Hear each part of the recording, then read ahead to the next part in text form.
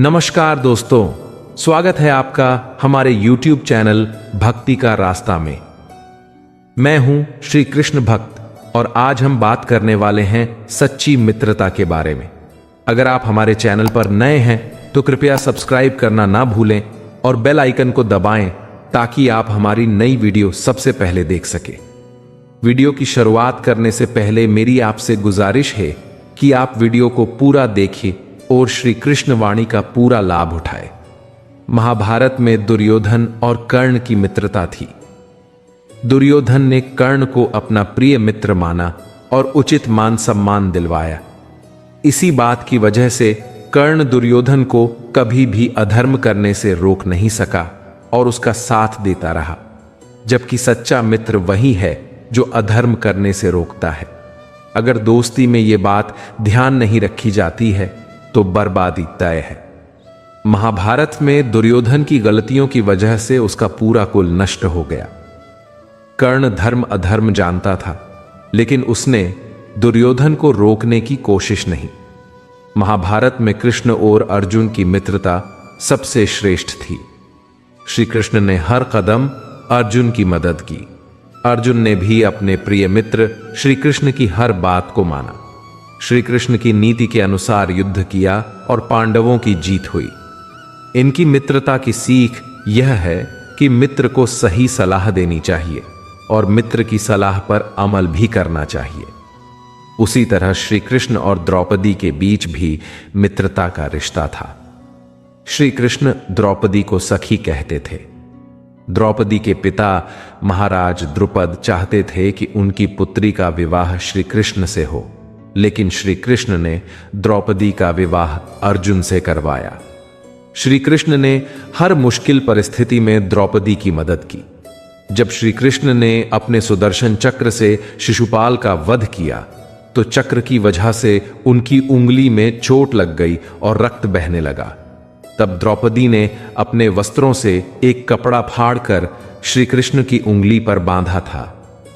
इसके बाद जब भरी सभा में द्रौपदी का चीरहरण हुआ, तब श्री कृष्ण ने उंगली पर बांधे उस कपड़े का आवरण उतारा और द्रौपदी की साड़ी लंबी करके उसकी लाज बचाई थी। इसके बाद भी श्री कृष्ण ने कई बार द्रौपदी को परेशानियों से बचाया। श्री कृष्ण कहते हैं, सच्चा मित्र वह होता है जो आपको गलत कार्यों की तरफ जाने से रोके और अच्छे मार्ग की तरफ प्रेरित करे। अक्सर लोग अच्छी बात करने वाले, हंसी मजाक करने वाले, मौज मस्ती में साथ देने वाले लोगों को अपना सच्चा मित्र मान लेते हैं, जबकि जो मित्र आपको गंदी फिल्म देखने से रोके, नशा करने से रोके, उसे आप गलत समझ बैठते हैं। याद रखिए, आपके सच्चे मित्र कभी आपको गंदे आचरण के लिए प्रेरित नहीं करेंगे, क्योंकि सच्चे मित्र भाई के समान होते हैं। मुझे नहीं लगता कोई भाई अपने भाई को गलत रास्ते पर धकेलता होगा। सच्चा मित्र बिना स्वार्थ आपके साथ रहता है, आपके हित की सोचता है। लाख लड्ढाई हो जाए, आपको नहीं छोड़ता है। ये कुछ बातें ही आपके जिस दोस्त में हो वही आपका सच्चा दोस्त है। जिस दोस्ती में स्वार्थ छिपा है वह किसी भी प्रकार से सच्ची मित्रता नहीं है। एक सच्ची मित्रता कृष्ण और सुदामा जैसी होनी चाहिए, जिसमें किसी प्रकार का स्वार्थ न हो, अपने मित्र के प्रति छल कपट की भावना से परे हो। मित्र के रिश्ते को सभी रिश्तों से बढ़कर कहा गया है, क्योंकि इस रिश्ते को हम खुद बनाते हैं। सच्ची मित्रता से आशय है कि मित्र के सभी परिस्थिति में उसके साथ हो, चाहे परिस्थिति उसके अनुकूल हो या प्रतिकूल। आज के समय में हर कार्य बस दिखावा है। हर व्यक्ति से जुड़ने के पीछे कुछ ना कुछ स्वार्थ होता है। बहुत तो नहीं कहा जा सकता, लेकिन 100 में से 10% लोगों की मित्रता ही निस्वार्थ है। ऐसे में जरूरी है कि सही मित्र की पहचान सच्चे मित्र के रूप में की जाए, जहां स्वार्थ दूर दूर तक ना हो। मित्र हमारे जीवन का सबसे अहम हिस्सा होते हैं। हर व्यक्ति के जीवन में एक मित्र का होना आवश्यक है। हां, अगर वह सच्चा मित्र हो तो उस व्यक्ति का जीवन संवर जाता है। मित्र तो कोई भी किसी का बन जाता है। किसी से मित्रता करने का अर्थ सिर्फ उसके साथ कुछ खा पी लेना, यह थोड़ी बातें कर लेना नहीं होता। मित्र हमारे जीवन का सबसे अहम हिस्सा होते हैं। हर व्यक्ति के जीवन में एक मित्र का होना आवश्यक है। दोस्तों, एक गांव में 2 ब्राह्मण रहते थे। उनमें से एक धर्मपरायण था, अच्छा था और भक्तिभाव में डूबा रहता था, किंतु दूसरा ब्राह्मण चोर था। लेकिन वे दोनों अच्छे मित्र थे। अच्छा ब्राह्मण अपनी शाम चोर ब्राह्मण के घर बिताता, उसे अच्छी अच्छी कहानियां सुनाता। इन कहानियों के माध्यम से वह उसे यह बताने की चेष्टा करता कि बुरे कर्म का फल भी बुरा ही होता है। ऐसी नैतिक कहानियों का उसके चोर मित्र पर अच्छा असर हुआ और उसने निश्चय किया कि वह चोरी करना त्याग देगा और वर्ष में केवल एक ही बार दीपावली के दिन चोरी करेगा ताकि उसका गुजारा चल सके। अच्छे ब्राह्मण के साथ मित्रता के कारण वह अब बुद्धिमान भी होने लगा था। समय बीतता गया, महीने गुजरते रहे, कई वर्ष ऐसे ही बीत गए और फिर अच्छे ब्राह्मण की बेटी के विवाह का समय भी आ गया। परंतु बेचारे गरीब ब्राह्मण के पास बेटी की शादी के लिए धन नहीं था। वह 500 रुपए लेने के लिए गांव के महाजन के पास गया, वहां के अमीर लोगों तथा अपने जजमानों के पास भी गया, परंतु सभी ने कोई न कोई बहाना बनाकर टाल दिया। आखिर उसने यह समस्या अपने चोर मित्र को बताई। तुम्हें तो मालूम ही है कि बिटिया विवाह के योग्य हो गई है। उसके लिए मैंने एक अच्छा वर भी ढूंढ लिया है। मैं अपने गांव में किसी से भी 500 रुपए उधार न ले सका। सभी ने कोई न कोई बहाना बना दिया। मैं बिटिया की शादी तभी कर पाऊंगा जब धन होगा। किसी भी तरह मुझे 500 रुपए दिलवा दो, मैं शादी के बाद सभी पैसे लौटा दूंगा। चोर ब्राह्मण ने उत्तर दिया, मैं तुम्हारी समस्या समझ सकता हूं, मगर मैं कैसे सहायता करूं? मैंने तो चोरी करना छोड़ दिया है, केवल दीपावली के दिन कुछ उठा लाता हूं। दीपावली में तो अभी पूरे 9 महीने बचे हैं, ऐसे में क्या हो सकता है? मित्र ने कहा, मुझे नहीं मालूम कि तुम क्या कर सकोगे, मगर किसी भी तरह अगले 5 दिनों के अंदर मुझे कहीं से 500 रुपए ला दो, नहीं तो कन्या अविवाहित रह जाएगी। चोर ब्राह्मण ने कुछ सोचा और फिर कहा, ठीक है, मैं 5 दिनों के अंदर अंदर वापस आ जाऊंगा, लेकिन अगर मैं नहीं लौट पाया तो मेरी प्रतीक्षा मत करना। अच्छे ब्राह्मण ने कहा, मैं यहां बारिश में खड़े रहकर दोनों हाथ जोड़कर प्रार्थना करता रहूंगा ताकि तुम धन लेकर लौट आओ। जब तक तुम आओगे नहीं तब तक मैं यहीं रहूंगा। चोर चोरी करने चल पड़ा। कुछ ही देर में वह नदी के पास पहुंच गया। नदी पार करने के लिए वह पानी में उतरा ही था कि पीछे से किसी ने पुकारा, मित्र, जरा मेरी प्रतीक्षा करो। उसने देखा कि यह तो मंदिर का पुजारी है जो नदी पार कराने में उसकी सहायता चाहता है। पुजारी उसके पास आ गया, अपनी पोटली थमा दी और अपना एक हाथ उसकी ओर बढ़ा दिया। दोनों नदी पार करने लगे। अभी वे पानी में 2 या 3 कदम ही चले थे कि पीछे से पक्षी की आवाज आई। चोर ने अपना सिर हिलाया। जब वे नदी के बीचों बीच पहुंचे तो पक्षी ने फिर आवाज दी। चोर ने फिर से नहीन में सिर हिलाया। चोर और पुजारी नदी के उस पार पहुंच गए। चोर ने पुजारी को उसकी पोटली वापस दे दी और उसे अपनी यात्रा पर आगे जाने को कहा, मगर पुजारी यह जानने को उत्सुक हुआ कि पक्षी ने क्या कहा था और चोर ने क्यों बार बार अपना सिर हिलाया। चोर ने उत्तर दिया, पुजारी जी, इससे आपको क्या मतलब? आपने नदी तो पार कर ली है, जो सहायता मैं कर सकता था मैंने कर दी। अब आप अपने रास्ते जाइए और मैं अपने रास्ते चलूं। लेकिन पुजारी गया नहीं, वह हठ करने लगा। तब फिर चोर ने कहा, ठीक है, आप ऊपर चंद्रमा की ओर देखो और हाथ में जल लेकर प्रतिज्ञा करो कि जो मैं कहूंगा वह किसी से नहीं कहोगे। पुजारी ने चंद्रमा की ओर देखा, हाथ में जल उठाया और प्रतिज्ञा ली। तब चोर ने यूं कहा, देखिए, मैं एक चोर हूं। मेरे मित्र की पुत्री का विवाह होने वाला है।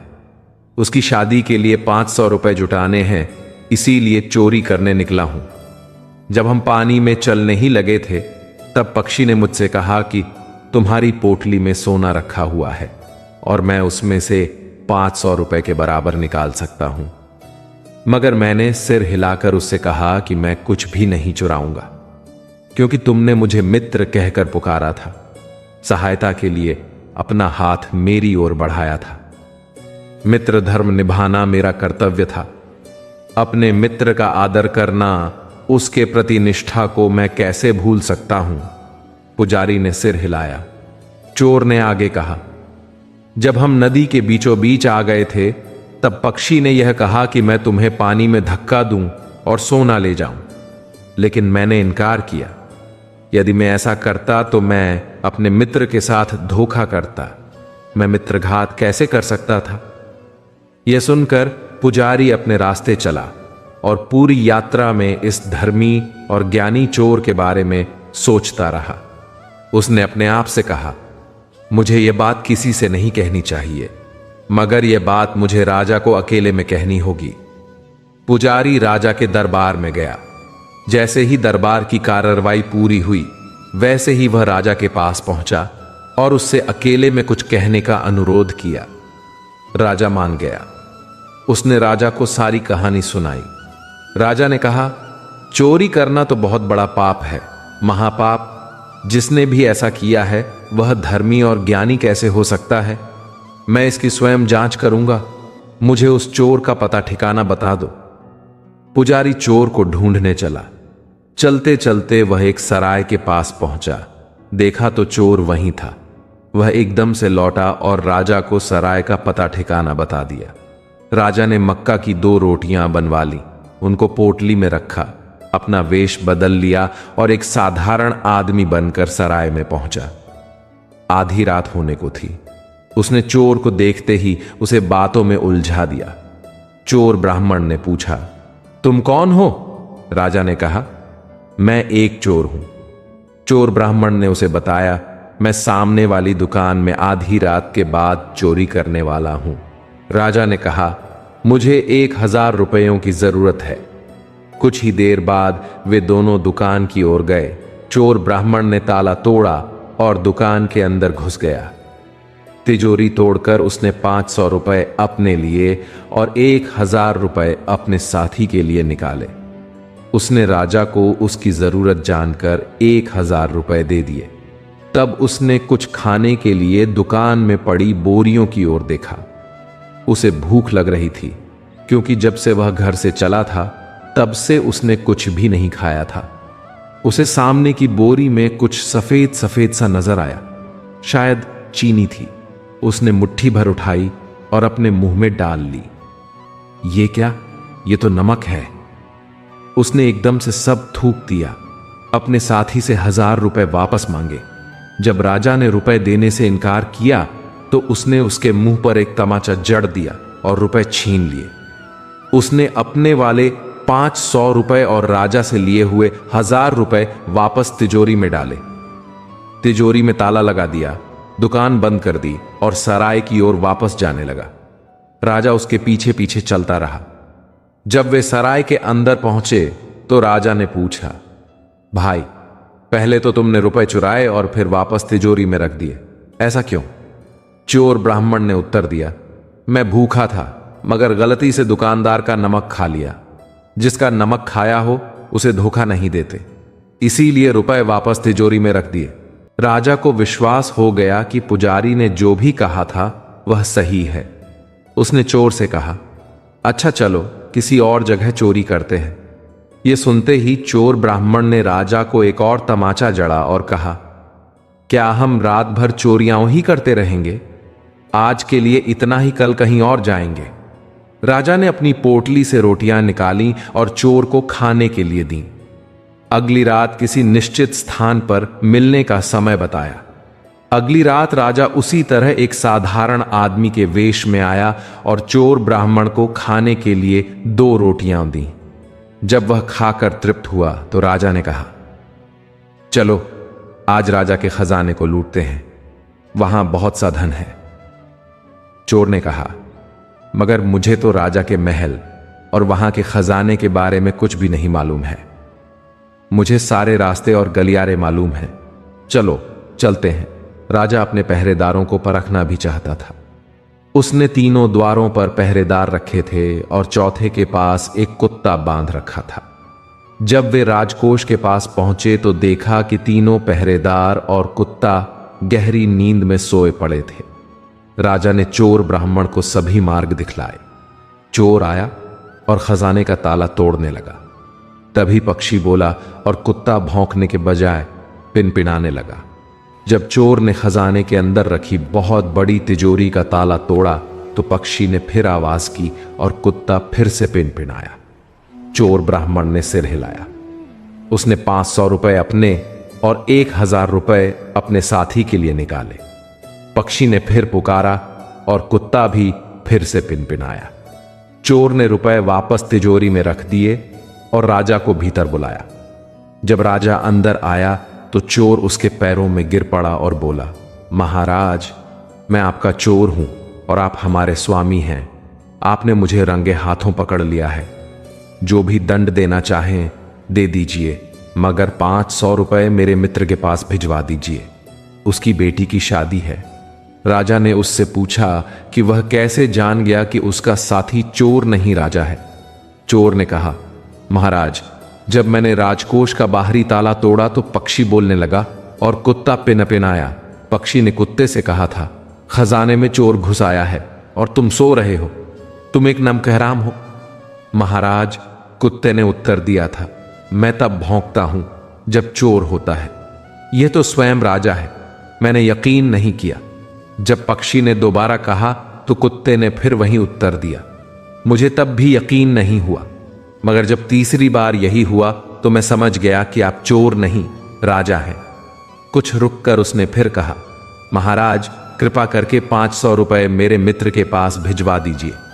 मेरे लिए आप जो भी सजा तय करें मुझे मंजूर है। अगली सुबह राजा ने दरबार बुलाया। दरबारियों को चोर ब्राह्मण की पूरी बात बताई।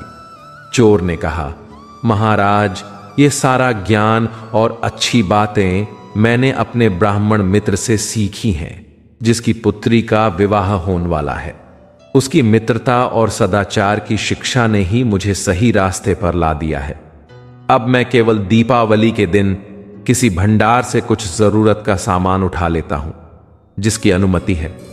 आज मैंने अपना संकल्प इसलिए तोड़ा क्योंकि मैं अपने मित्र की सहायता करना चाहता था। कृपया कल तक उसके पास 500 रुपए भिजवा दीजिए। वह मेरी प्रतीक्षा में खड़ा होगा। मैंने उससे कहा था कि मैं 5 दिनों के अंदर अंदर रुपए लेकर आ जाऊंगा। राजा ने उसी समय अपने दूत को 500 रुपए देकर उस पते पर भेजा जो चोर ने बताया था। संदेशवाहक ने ब्राह्मण को चोर ब्राह्मण के आंगन में मूसलाधार बारिश में खड़ा पाया। दूत ने उसे रुपए देते हुए कहा, यह रुपए लो, तुम्हारा मित्र चोरी करते हुए रंगे हाथों पकड़ा गया है। यह सुनकर अच्छे ब्राह्मण ने रुपए लेने से इनकार कर दिया और बोला, अब मैं अपनी बेटी का विवाह नहीं करूंगा। मैं ये रुपए नहीं ले सकता। ये रुपए मुझे अपने मित्र से लेने थे। दूत वापस राजा के पास गया और वह सब बताया जो अच्छे ब्राह्मण ने कहा था। यह भी बताया कि वह बारिश में खड़ा कुछ अकेला अकेला बोल रहा था। राजा और चोर ब्राह्मण उसी क्षण अच्छे ब्राह्मण के पास आए और उसे 500 रुपए दे दिए। दोस्तों, यह कथा हमें सच्ची मित्रता के बारे समझाती है। जीवन में हर कोई चाहता है कि उसके पास एक सच्चा मित्र हमेशा साथ बना रहे, जो किसी भी संकट या कठिन समय में उसकी ढाल बनकर मजबूती के साथ खड़ा रहे। सिर्फ इंसान ही नहीं, बल्कि पशु पक्षी ऐसे ही मित्र की चाह रखते हैं। कहते हैं कि एक सच्चा मित्र सौभाग्य से मिलता है, जो समय पड़ने पर आपका गुरु, मार्गदर्शक या फिर बड़े भाई की तरह आपका ख्याल रखता है। आपको परेशानियों से निकालकर सफलता के मार्ग पर आगे बढ़ाता है। ऐसे मित्र की तलाश जरा मुश्किल हो सकती है, लेकिन नामुमकिन नहीं। सही मायने में सच्चा मित्र का मिलना उतना कठिन नहीं है जितना कि सदैव उसका साथ बना रहना होता है, क्योंकि किसी के साथ मित्रता करने से ज्यादा निभाना बड़ी बात होती है। सच्ची मित्रता एक ऐसे मजबूत बंधन की तरह होती है जो किसी भी मुश्किल भरे में टूटता या खुलता नहीं है। एक सच्चा मित्र बगैर लाभ हानि की चिंता किए हुए अपने मित्र को बगैर जताए उसकी मदद करता है। एक बार गौतम बुद्ध अपने शिष्यों के साथ जंगल में विचरण कर रहे थे। एक दिन यात्रा के दौरान बुद्ध एक बोधि वृक्ष के नीचे बैठकर अपने शिष्यों को उपदेश देने लगे। तभी एक व्यक्ति उनके पास आया और उनसे पूछा, भगवान, सच्चे मित्र की पहचान कैसे की जा सकती है? बुद्ध मुस्कुराए और बोले, मैं तुम्हें एक कहानी सुनाता हूं जो तुम्हारे प्रश्न का उत्तर देगी। प्राचीन समय की बात है। एक गांव में दो मित्र रहते थे, आनंद और महाकश्यप। उनकी मित्रता बचपन से ही गहरी थी और वे एक दूसरे के लिए अपने प्राणों की भी परवाह नहीं करते थे। एक दिन आनंद और महाकश्यप जंगल में लकड़ी काटने के लिए गए। काम करते करते उन्हें समय का ध्यान नहीं रहा और वापस लौटते समय अंधेरा हो गया। जंगल का रास्ता कठिन और खतरनाक था और वहां जंगली जानवरों का खतरा भी था। जब वे वापस लौट रहे थे तभी अचानक एक जंगली हाथी उनके सामने आ गया। वह हाथी गुस्से में था और उसने आनंद पर हमला कर दिया। आनंद इस हमले से बचने के लिए भागने की कोशिश कर रहा था, लेकिन हाथी बहुत तेज था। महाकश्यप ने तुरंत स्थिति को समझा और बिना किसी डर के हाथी का सामना करने का निर्णय लिया। उसने जोर से चिल्लाकर हाथी का ध्यान अपनी ओर खींचा। हाथी का ध्यान बंटा और उसने महाकश्यप का पीछा करना शुरू किया। महाकश्यप ने जानबूझकर हाथी को अपनी ओर खींचा ताकि आनंद बच सके। हाथी ने महाकश्यप पर हमला किया और उसे गंभीर रूप से घायल कर दिया। महाकश्यप की बहादुरी और त्याग ने आनंद को बचा लिया।